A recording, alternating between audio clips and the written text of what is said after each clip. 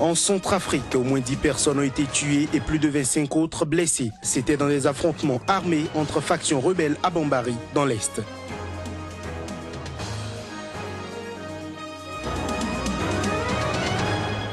En République démocratique du Congo, ce sont 9 civils, dont 5 femmes, qui ont été tuées dans un nouveau massacre attribué à des rebelles ougandais dans l'Est.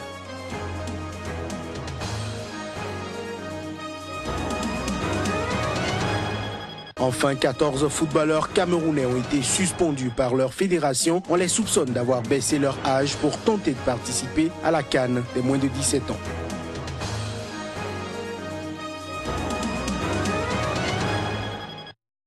Nouvelle page de l'information sur Sika. Bonsoir et merci de prendre ce rendez-vous en République centrafricaine. Au moins 10 personnes ont été tuées et plus de 25 autres blessées dans des affrontements armés entre factions rebelles à Bambari dans l'Est. Selon la gendarmerie locale, ces combats opposaient entre eux des membres de l'unité du peuple centrafricain UPC, une des principales factions armées issues de l'ex-rébellion Séléka qui avait pris le pouvoir à Bangui en mars 2013 avant d'en être chassé par une intervention militaire internationale début 2014. Plusieurs civils figurent parmi les victimes et d'après des habitants joints au téléphone, la situation s'était calmée ce mardi malgré des tirs sporadiques entendus dans la matinée. Ville minière de l'Est de Centrafrique où est installé l'état-major de l'UPC composé en grande partie de Peuls. Bambari a été le théâtre de fréquents affrontements entre groupes armés qui ont fait plusieurs centaines de morts et de blessés en 2014 et 2015. Au Sénégal, un hommage a été rendu ce lundi au brigadier-chef Racine Diéné, tué le 24 juin dernier à Bangui par des individus non identifiés. Le soldat faisait partie d'un contingent sénégalais de la mission multidimensionnelle intégrée des Nations Unies pour la stabilisation en République centrafricaine, MINUSCA. Son corps avait été rapatrié depuis samedi dernier dans son pays. Reportage, Cher Berté.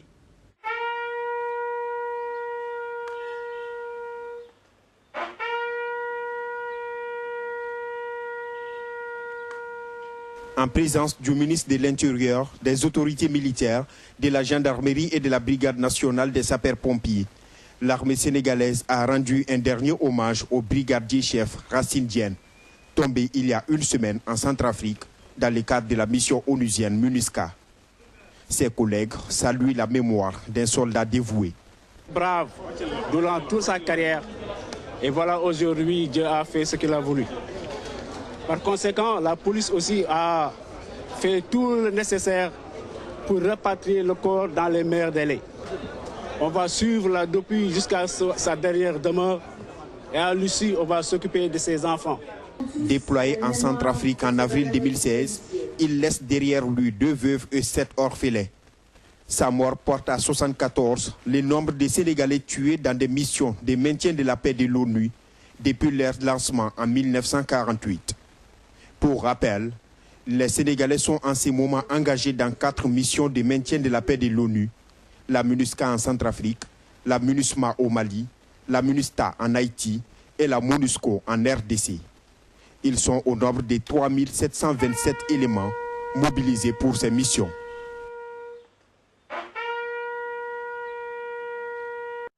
En République démocratique du Congo, 9 civils dont 5 femmes ont été tuées dans un nouveau massacre attribué à des rebelles ougandais dans l'Est. L'attaque nocturne a frappé la ville d'Oïcha dans le nord de la province du Nord Kivu, a précisé ce mardi le lieutenant Mac Azukai, porte-parole de l'armée congolaise. Oïcha est situé dans le territoire de Béni, théâtre d'une série de tueries ayant coûté la vie à plus de 500 personnes depuis octobre 2014. Les autorités congolaises et la mission de l'ONU-RDC MONUSCO chargée de neutraliser les quelques dizaines de groupes armés encore en activité dans l'Est du pays imputent la responsabilité aux rebelles ougandais musulmans des forces démocratiques alliées ADF. Au Cameroun, le président Paul Biya a annoncé ce lundi qu'il accordait une remise de peine à l'avocate française d'origine camerounaise Lydienne Yen Eyoum Loïse, condamnée à 25 ans de prison pour détournement de fonds publics. Il a à cet effet chargé le ministre de la Justice, Laurent Esso, de l'exécution de cette mesure. Les détails. Après avoir passé plus de 6 ans en prison, l'avocate Lydienne Yen Eyoum a recouvré la liberté ce lundi soir, ont fait savoir ses avocats. En effet, le président camerounais Paul Biya a annoncé ce lundi qu'il lui accordait une remise de peine. Arrêtée au Cameroun en janvier 2010, l'avocate avait été condamnée à 20 ans de prison par le tribunal criminel spécial dans le cadre de l'opération Épervier, un programme de lutte contre la corruption qui a encadré l'arrestation de nombreuses personnalités camerounaises. Mais elle a toujours clamé son innocence. Pour rappel, les juges du tribunal criminel spécial puis de la Cour suprême avaient déclaré Lydiane Yen Eyoum coupable d'avoir détourné 1,77 milliard de francs CFA, soit 1,5 million d'euros dans le cadre d'une opération de recouvrement d'anciennes créances auprès de la SGBC, filiale de la Banque française Société Générale.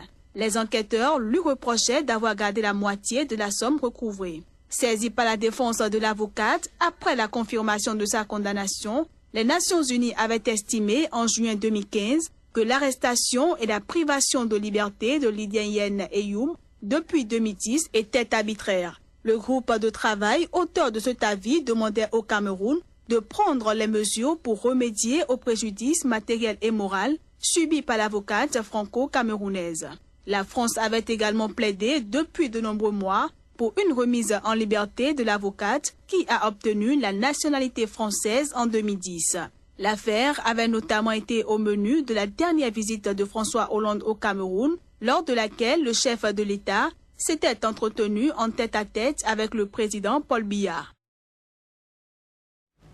En Guinée, les députés, dans leur grande majorité, ont voté pour le code pénal et le code de procédure pénale révisé, soumis à examen et adoption par le gouvernement.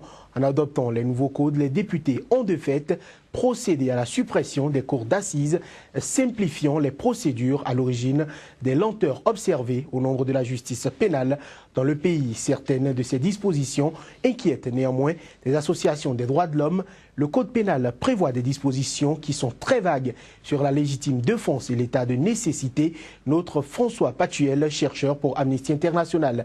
Ces dispositions pourraient être utilisées pour protéger les membres des forces de sécurité qui violent les droits humains au nom de la lutte contre la criminalité.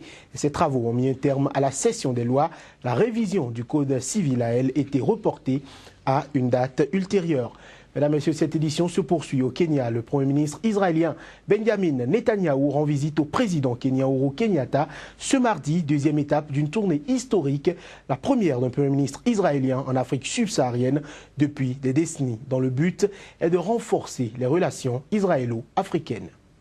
Soulignant l'importance de sa visite actuelle dans 4 pays africains, le Premier ministre israélien Benjamin Netanyahou a promis dimanche de continuer à étendre ses relations d'Israël avec le continent entier pour au final éliminer la majorité dite automatique contre l'État juif dans les forats internationaux comme les Nations Unies. Après avoir conclu un sommet avec des dirigeants africains de 7 pays à Entebbe, en Ouganda, Netanyahou a déclaré que le nombre de pays du continent cherchant à coopérer activement avec Israël continuerait d'augmenter. Il a également cité l'intention de la Tanzanie d'ouvrir sa première ambassade en Israël comme signe supplémentaire des relations qui se réchauffent entre le continent et l'État juif. Pendant un sommet régional sur le contre-terrorisme qui était organisé dans le cadre de la visite de Netanyahou à Entebbe, le Premier ministre et les présidents de 7 pays africains ont publié une déclaration commune qui a renforcé le discours de Netanyahou.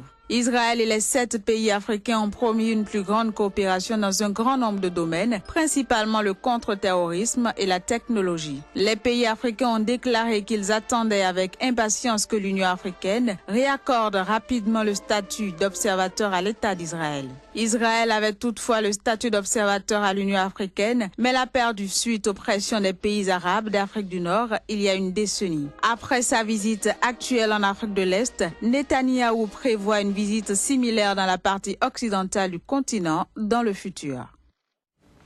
En Côte d'Ivoire, la mauvaise conduite, le non-respect des règles élémentaires de code de route, l'indiscipline des automobilistes, la violation des tests régissant le secteur par certains patrons d'auto-école sont à la base de nombreux accidents mortels qui sont constatés. Pour assainir le secteur, le ministère des Transports ivoirien a suspendu 34 auto-écoles, une mesure saluée par l'Union nationale des auto-écoles. Reportage Chris Paterne à Sémian. Des bons de permis à 30 000 francs CFA, toute catégorie, une offre inacceptable et anormale pour les acteurs du transport. Ainsi, depuis le 14 juin 2016, 34 sur 600 auto-écoles en Côte d'Ivoire ont été suspendues pour une durée de 3 mois. Une décision motivée par un arrêté du ministère des Transports. Elles ont été prévenues. On a fait appel à ces auto-écoles pour leur dire que la démarche dans laquelle vous vous inscrivez n'est pas bonne. Arrêtez.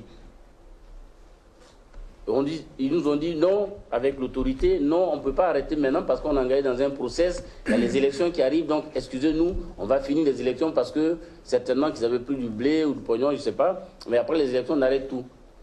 Ils n'ont pas arrêté, ils ont été suspendus pour 1 mois en guise d'avertissement. Parce qu'on ne peut pas passer un permis de conduire avec 30 000. Face à la plainte non justifiée de certains fondateurs d'auto-écoles qui contestent leur suspension pour non-respect des règles, l'Union nationale des auto-écoles de Côte d'Ivoire, UNAICI, se désolidarisant de cette attitude de défiance, apporte son soutien au ministère des Transports, mais sensibilise les éventuels candidats au permis de conduire.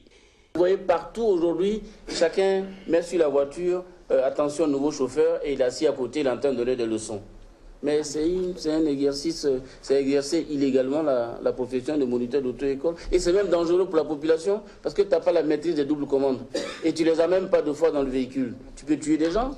Les candidats au permis de conduire en Côte d'Ivoire doivent désormais s'attendre à débourser la somme de 123 600 pour la moto et 143 600 pour le permis B, 178 600 francs pour le BCD et la toute catégorie à 200 600 francs. Ces prix font obligation à l'auto-école de donner 15 heures de cours pratiques. En somme, il faut compter 25 jours de formation de l'examen de code à la conduite.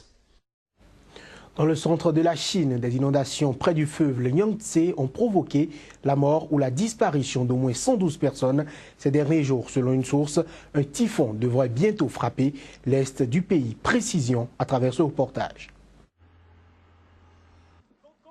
Environ 112 morts ou disparus, c'est le bilan enregistré suite à l'inondation survenue près du fleuve Yangtze dans le centre de la Chine. En effet, les eaux de l'immense lac Taou, non loin de la métropole de Shanghai, a grimpé à leur plus haut niveau depuis 1954. Au total, 16 millions de personnes qui ont été affectées par ces pluies torrentielles qui ont récemment entraîné l'inondation de vastes zones autour du premier fleuve chinois. Durant la moisson estivale, les inondations ne sont pas rares dans le sud du pays, mais cette année, les pluies se sont révélées particulièrement abondantes. L'Observatoire météorologique national a émis la semaine dernière une alerte orange, la seconde la plus élevée sur une graduation de 4 échelons pour les orages dans le sud et l'est de la Chine. Retenons par ailleurs que dans d'autres pays du sud-est asiatique, des inondations ont également frappé cette semaine, faisant au moins 33 morts au Pakistan et 25 en Inde.